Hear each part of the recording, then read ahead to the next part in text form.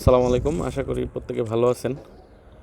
আজকেও একটা ন্যাচারাল ওয়েটল্যান্ডে পানির নিচ থেকে ভিডিও নিয়ে আসলাম। পানির নিচে করা ভিডিওগুলোর মধ্যে এটা আমার জন্য সবচেয়ে বেশি আনন্দের, কারণ এই ভিডিওতে আমি একদম ন্যাচারাল বিলের যে পুঁটি মাছ আর অন্য মাছগুলো আসলে আমি চিনতেছি না, বাট খলসে মাছ, পুঁটি মাছ এগুলো স্পষ্ট দেখতে পাচ্ছিলাম।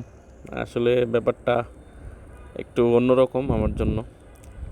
বিশেষ করে পুঁটি মাছগুলো বেশ আকর্ষণীয় মনে হচ্ছিল।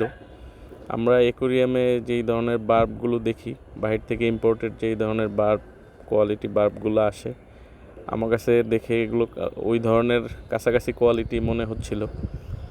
দেশি পুঁটি মাছ কখনো অ্যাকোয়ারিয়ামে রেখে দেখি নাই, হয়তো অ্যাকোয়ারিয়ামে রাখলে আসলেই সুন্দর লাগবে। তো ভিডিও করার জন্য উপর থেকে খাবার দেওয়ার চেষ্টা করতেছিলাম। তো মাছগুলো পানির মোটামুটি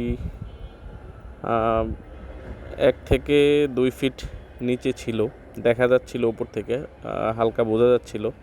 তো আমরা উপর থেকে খাবার দেওয়ার চেষ্টা করতেছিলাম যাতে মাছগুলো বেশি আসে, বাট খুব একটা মাছ যদিও আসেনি, কিন্তু পুঁটি মাছগুলো বেশ ভালোই লাগতেছিল।